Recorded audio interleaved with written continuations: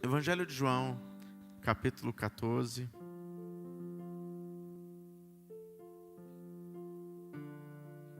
Aleluia.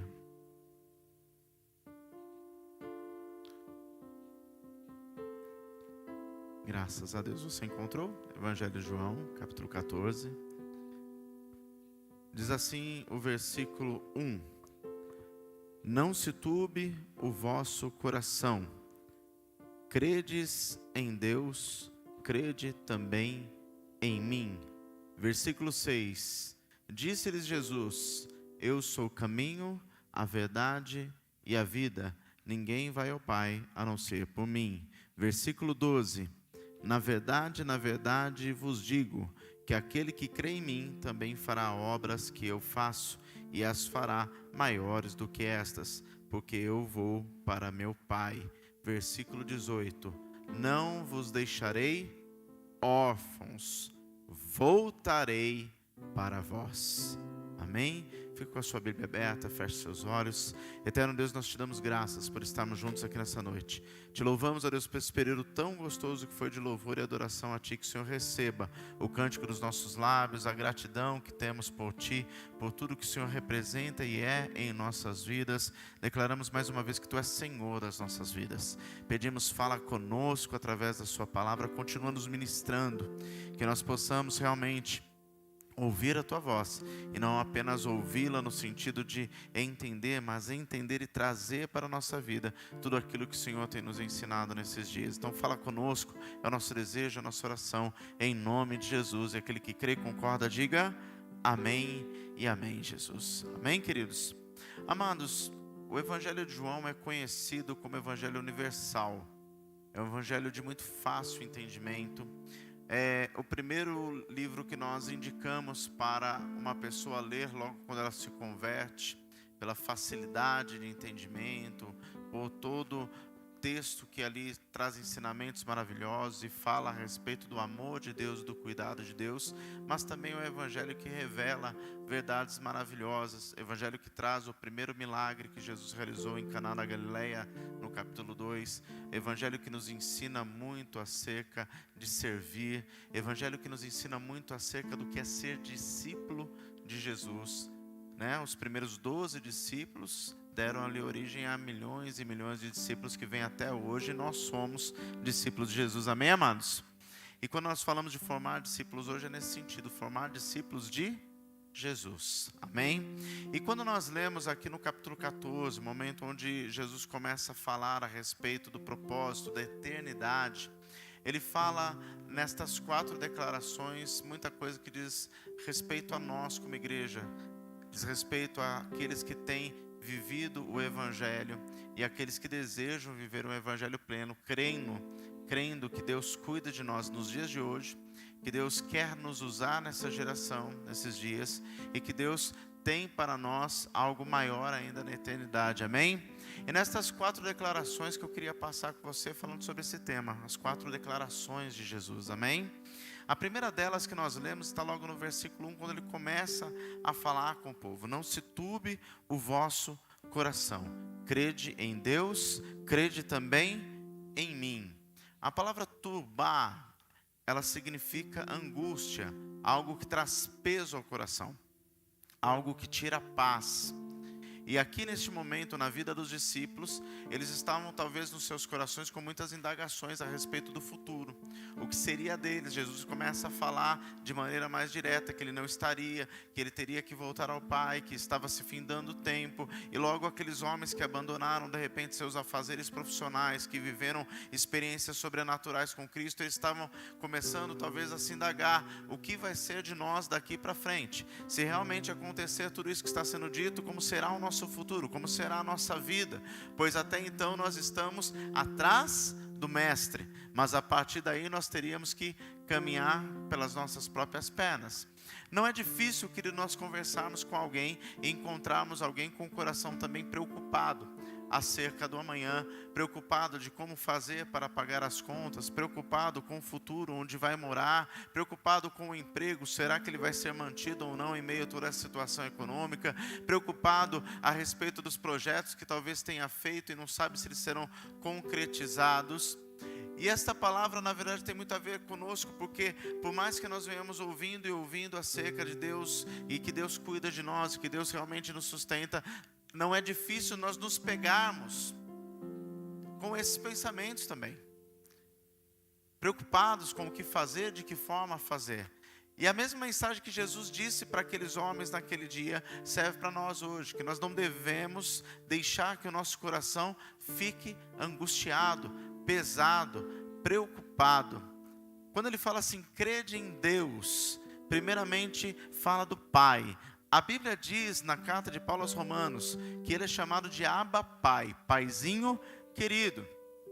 Ele deixa claro que aquela promessa não foi deixada de lado, mas pelo contrário, pela vitória de Jesus na cruz, nós fomos adotados por Ele.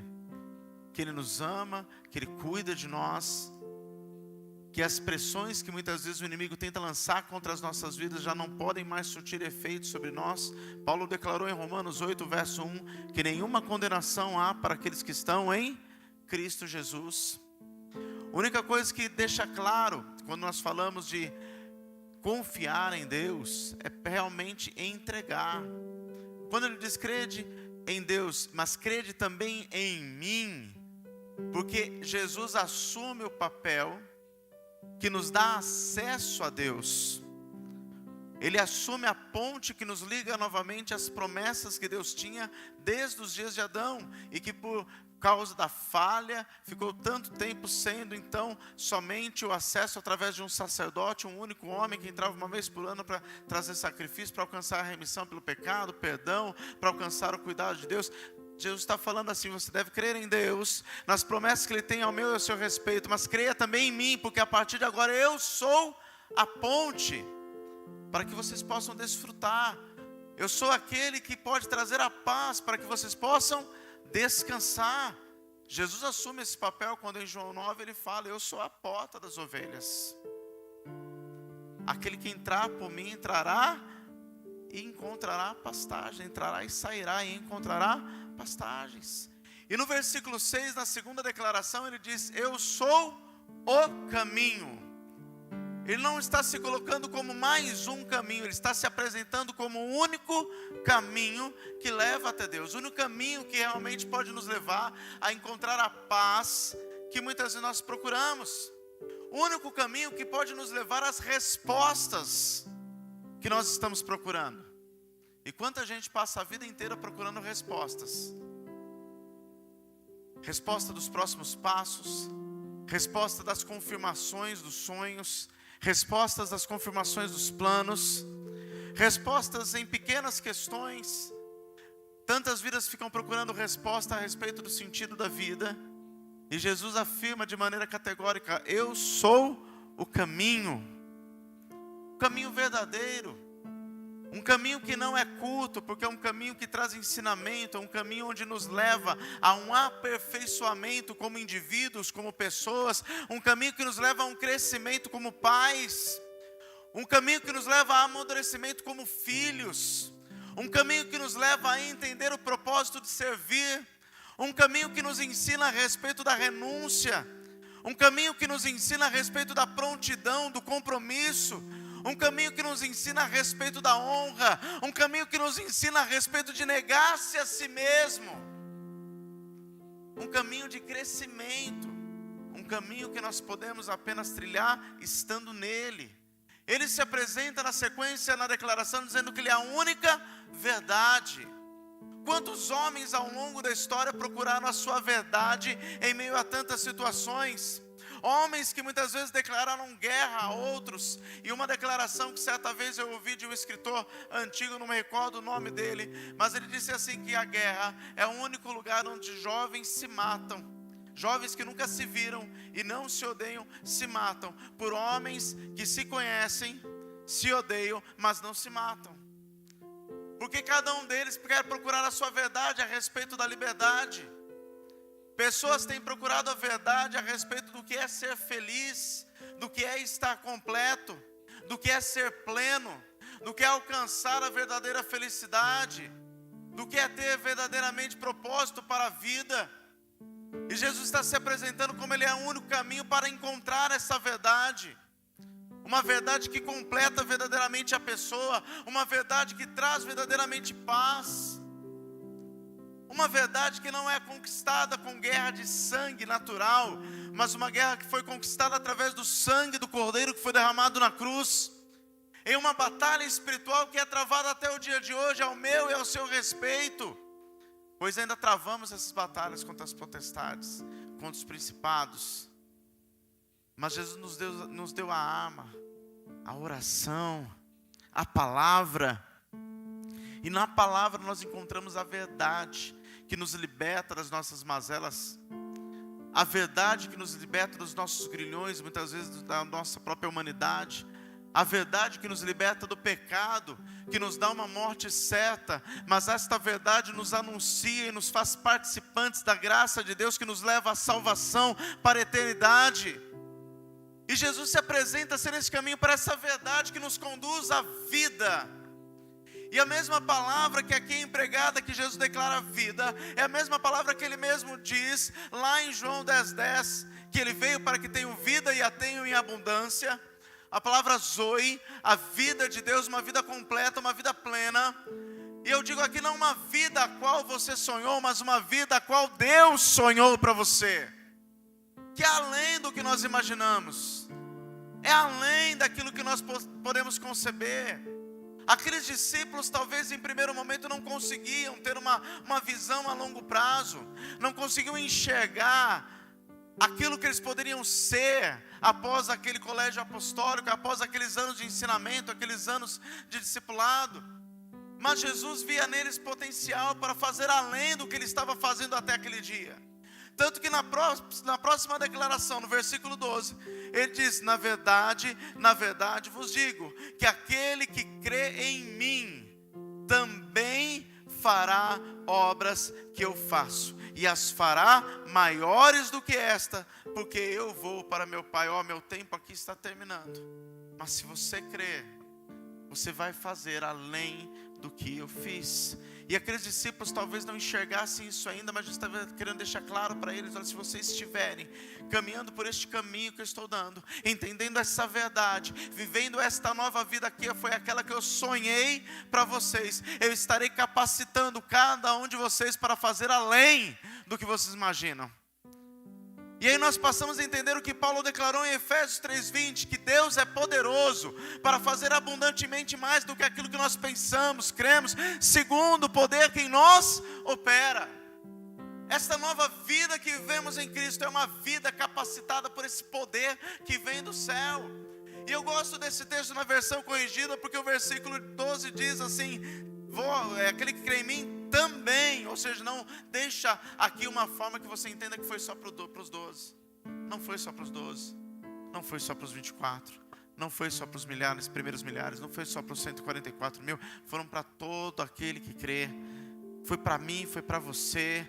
Se nós cremos, aprendemos a descansar o nosso coração nele, entramos por esse caminho, passamos a experimentar esta verdade que nos libertou, nos resgatou, nos trouxe entendimento, tem nos esclarecido, tem nos elucidado a palavra, esta verdade que tem nos trazido a vida, e passamos a viver esta nova vida em Cristo, vivendo aquilo que Ele sonhou para nós. Somos, todos nós, capacitados pelo Espírito Santo de Deus para fazer além, e para fazer coisas como Ele fez: impor as mãos sobre os enfermos, eles serem curados, anunciar as boas novas da salvação e trazer vidas a Cristo, libertando essas vidas dos grilhões do pecado, sendo instrumento de Deus, não parando em nós, mas trabalhando para que outros sejam alcançados, discipulados, recebendo ensinamento, e essas pessoas dando continuidade ao Evangelho, para que ele seja pregado para os 4 cantos da terra até que ele venha. Porque da mesma forma que o tempo de Jesus estava para se findar, nós não sabemos quanto tempo temos. Se eu perguntasse para cada um aqui, talvez alguém falaria um certo número de anos que gostaria de viver. Alguns gostariam de viver eternamente.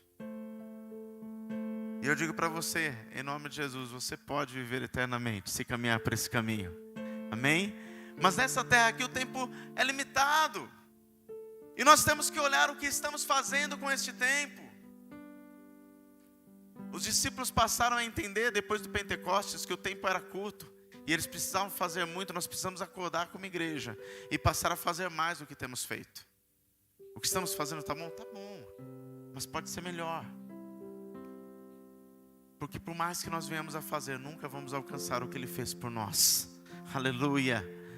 E querido, eu quero que você entenda aqui que nesse comissionamento, nessa outorgação de tarefa que Jesus lança sobre aqueles que creem, Ele não está deixando de um de nós sozinhos. Na última declaração, no versículo 18, Ele declara: eu não vos deixarei órfãos. A Bíblia diz que Ele nos enviou um Consolador, doce Espírito, que fala conosco, que nos ministra. A palavra diz em Romanos que mesmo quando nós não sabemos orar como convém, Ele intercede por nós com gemidos inexprimíveis. O Espírito Santo nos alerta quando estamos indo em direção do pecado. Ele começa a nos alertar aqui dentro, acender aquela luz amarela. Ele nos impulsiona a orar por alguém, quando às vezes você está lá na sua casa fazendo outra coisa que não tem nada a ver, de repente Ele te traz aquela pessoa na mente. Começa a te trazer até um sentimento de preocupação. E você percebe que você tem que orar por aquela pessoa. E você clama, de repente você faz contato, tenta até saber se aquela pessoa está bem. O Espírito Santo te alerta dos perigos que você pode correr no dia a dia. O Espírito Santo cuida de nós. Não é à toa que muita gente assim assemelha a ação do Espírito Santo à ação de uma mãe. Porque a mãe sempre quer bem do filho. O filho pode ser o mais difícil que você possa imaginar, mas a mãe sempre quer o bem do filho. Sim ou não, mãe? O pai pode até de repente deixar e abandonar, né? Porque pai às vezes misericórdia. Tem pai que não é pai, mas mãe nunca deixa de ser mãe. Mãe que assume a maternidade, seja mãe de sangue ou mãe de coração, sempre quer o bem dos filhos. Amém? E o Espírito Santo faz isso conosco. Cuida de nós. Nos dá carinho quando precisa. Quando estamos naqueles momentos difíceis, como diz o texto de Romanos, que não sabemos nem orar, não é porque você não sabe palavra, que o momento é tão difícil que você não consegue falar. Tem horas que você simplesmente vai orar e você simplesmente só chora, não consegue sair palavras da boca e você se sente abraçado. É aquela hora que o Espírito Santo vem e nos abraça, nos consola. Aquela hora que Ele nos leva a palavra para nos mostrar um texto que traz refrigério para a nossa alma. Tudo isso porque não ficamos sozinhos, querido. Jesus prometeu, Mateus 28, verso número 20: eis que estarei convosco todos os dias, até a consumação dos séculos. Pastor, mas esse caminho que o Senhor está falando é um caminho que deixa marcas. Sim, ao longo do caminho a gente vai adquirir muitas marcas. Depende da forma que nós olhamos para essas marcas. Há um episódio que aconteceu algumas décadas atrás nos Estados Unidos. Em algumas regiões dos Estados Unidos é muito comum crocodilos. É muito comum. E eles ficam na proximidade das casas. Muitas casas são perto de lagos, regiões de florestas. E uma mãe que tinha um lago próximo à casa dela, estava ali lavando a louça, e o filho pequeno, 7 a 8 anos, foi brincar próximo daquele lago. E a mãe ficava olhando pela janela aquela criança. Certo momento ela viu um crocodilo de médio porte vindo na direção do filho. Ela saiu desesperada, mas antes dela chegar, o crocodilo chegou a abocanhar a criança. E é do crocodilo trazer a presa para afogá-la e levar até o fundo do mar, ao fundo do lago, para que possa depois então comer da sua presa. E ele estava tentando fazer isso, levar a criança, e a criança se debatendo, e a mãe desesperada conseguiu chegar, e começou ali em luta, tentando tirar a criança, e agarrando a criança praticamente com a sua força, com as suas unhas, e tentando tirar a criança do crocodilo, até que de alguma forma, Deus lhe deu forças ali naquele momento, que ela conseguiu tirar a criança da boca daquele crocodilo. E alguém que estava passando, viu todo aquele desespero, aquela situação, chamou socorro, chamou a polícia, começou a se juntar a gente. Chegou ali a pessoa ali do resgate, lá, uma ambulância. E com isso já foi avisado a reportagem do jornal da cidade. E chegou aquela muvuca toda. E a criança estava recebendo ali os primeiros socorros. Uma repórter chegou e começou a falar com aquela criança: olha, me fala como foi a sua experiência. Você está cheio de marcas. Foi o crocodilo que fez tudo isso?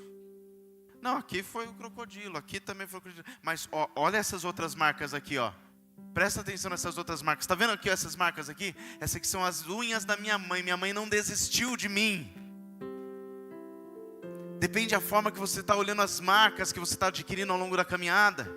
Às vezes a gente fica tão preso olhando para as marcas que geraram dor, que geraram percas, que trouxeram prejuízos, e esquecemos de olhar para as marcas entendendo: olha, mesmo no meio da dor, Deus me levantou e me deu vitória. Mesmo no meio da batalha que eu pensei que ia perder, Deus estendeu a sua mão, não desistiu de mim. Não desistiu de mim. E Jesus poderia ter desistido de mim e de você. Mas Ele disse: seja feita a tua vontade, Senhor, e não a minha. E Ele deixa muito claro isso no versículo 18, na parte final, quando Ele diz: eu voltarei. Eu voltarei. Ele não desistiu de mim. Ele não desistiu de você. Ele não desistiu de nós. E voltará por causa de mim, querido. Por causa de você. E isso é amor. Amém?